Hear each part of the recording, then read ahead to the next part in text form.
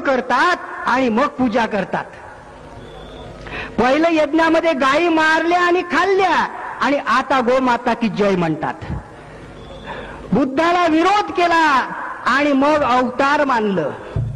रामाला विरोध केला, परशुरामाने विरोध केला रामाला आणि आता जयराम श्रीराम म्हणू लागलेत. छत्रपती शिवाजी महाराजांच्या राज्याभिषेकाला विरोध केला, एकही पंडित महाराष्ट्रामध्ये मिळाला नाही आणि आता जय शिवाजी म्हणतात. डॉक्टर बाबासाहेब आंबेडकरांचा किती छळ केला ते तुम्हाला माहिती आहे आणि आता बाबासाहेबांची पूजा करायला लागतं शंकराचार्यापासून. हे ओळखा तुम्ही, हे कारस्थान कोणतं आहे? या शेतकरी, कष्टकरी, कुणबी, तेलीमाळी, बौद्ध, मुस्लिम या बहुजन समाजाला गाडण्याचं एक कारस्थान आहे. यांच्या या अंधश्रद्धांमध्ये आणि देवधर्माच्या मायाजाळात तुम्ही येऊ नका, लक्षात ठेवा. शिवाजी महाराजांचं असं एक धोरण नव्हतं आणि त्यासाठी हे लक्षात ठेवा की बुद्धांनी शिवाजी महाराजांनी नंतर हा समाज वर उचलण्यासाठी लढा दिला. शिवाजी महाराजांनंतर इंग्रज आले. इंग्रजांनी सुद्धा आपण दिसलो नसतो, हे शिकलेली मुलं दिसतात आपली. इंग्रज आले नसते तर दिसलो नसतो, कारण शिक्षणाचा अधिकार जो होता तो फक्त ब्राह्मणांना होता. ब्राह्मणांच्या स्त्रियांना सुद्धा शिक्षणाचा अधिकार नव्हता. ब्राह्मणांच्या स्त्रियांना, महात्मा फुले शिकायला लागले तर त्यांच्याच कुलकर्णी नावाच्या ब्राह्मणांनी त्यांच्या बापाकडे कंप्लेंट केली, म्हणे मुलगा बिघडतो, धर्म बुडतो. बापानी महात्मा फुलेंना कॉलेजमधून, शाळेमधून काढलं आणि एका मुस्लिम आणि एका ख्रिश्चन विद्वानांच्या आग्रहामुळे पुन्हा टाकलं. म्हणून महात्मा फुले दिसले. हे लक्षात ठेवा. शिक्षण तुम्हाला घेऊ द्यायचं नाही आणि शिक्षणही घेतलं तर ती सुविद्या नसेल, ती कुविद्या असेल. कुविद्या कशी? तर ती अंधश्रद्धेच्या गटारामध्ये मलिन झालेली अशी विद्या. अंधश्रद्धा कशी? एक डॉक्टर माझी वहिनी रस्त्यात भेटली, चांगली प्रोफेसर आहे, मोठ्या पदावर, आणि नवरा बायको, आम्ही जात होतो नवरा बायको. मला मुद्दाम म्हणते, देशमुख साहेब मी देवळातून आले, मुद्दाम सांगते देवळातून आले. मी म्हटलं वहिनी देवाला काय मागितलं? हेच मागितलं ना, हे देवा माझा दवाखाना चांगला चालू दे. आणि दवाखाना चांगला चालन केव्हा? जास्तीत जास्त लोक बिमार पडले तेव्हा. हेच मागितलं का? आणि देवानी लोकांना बिमारच पाडलं नाही तर दवाखाना चालेल का? तू तर असं म्हटलं पाहिजे की हे देवा हा बिमार पडला ना, तू कसा नेतो तर पाहतो, चॅलेंज आहे, इंजेक्शन देते.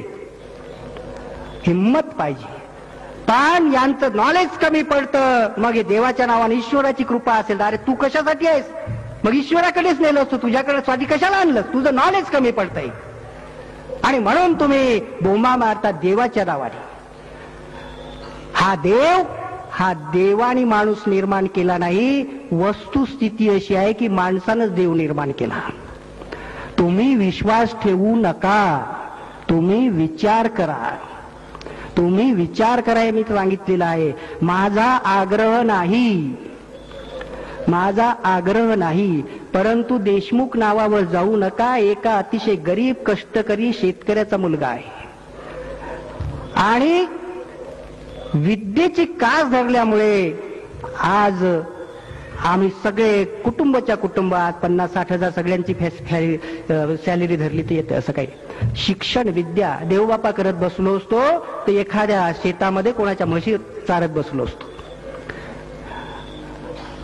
आम्ही प्रतिष्ठा मिळवण्यासाठी पंढरीला जातो आणि गावात पंक्ती उठवतो. तोच पैसा मुलाच्या शिक्षणावर खर्च करीत नाही, त्याला ट्युशन लावत नाही, त्याचं चांगलं पुस्तक त्याला घेऊन देत नाही. आम्हाला प्रश्न पडतो की आमचे हे 33 कोटी देव आम्ही कुणबी दिली माळे, हे 33 कोटी देवाची पूजा करतोय आणि हा आमचा बौद्ध समाज पुढे गेला. खूप पुढे नाही गेला, पण पुढे गेला सगळे मान्य करतात.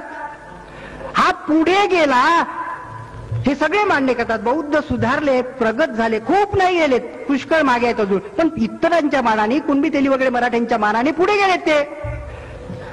पण पुढे का गेले याचा विचार नाही करत आम्ही. अहो या बौद्धांनी हे 33 कोटी देव सोडून दिले तो, यांचं तर वाटोळं व्हायला पाहिजे होतं, पण ते पुढे गेलेत. अरे कोणता त्यांचा पावरबाज महापुरुष होता, त्यांचं ऐकल्यामुळे ते पुढे गेले याचा विचार करा.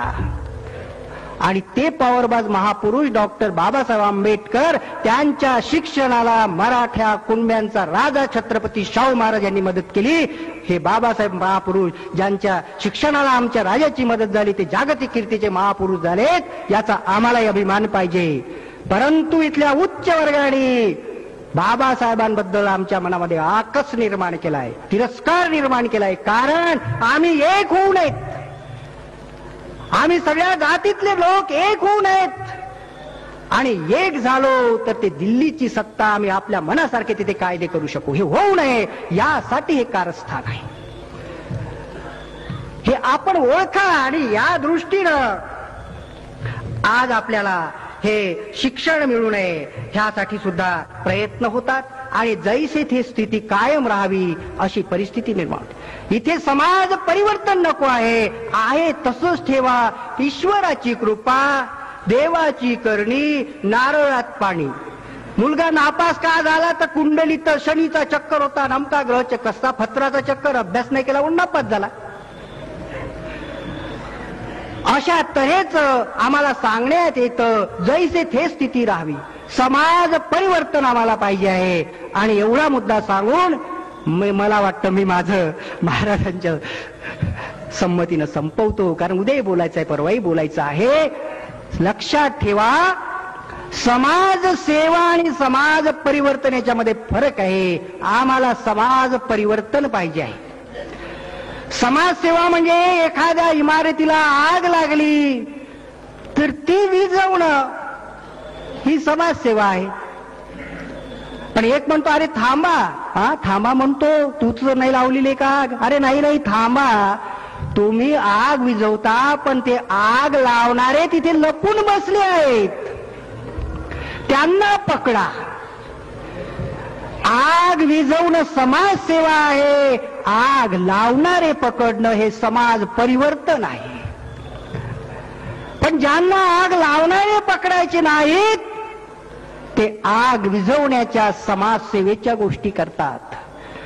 शेतकऱ्यांना कर्जमाफी देणं समाजसेवा आहे, परंतु या कष्टकरी शेतकरी वर्गाला कर्ज घेण्याची पाळीच येणार नाही अशी त्याची स्थिती सुधारणं हे समाज परिवर्तन आहे.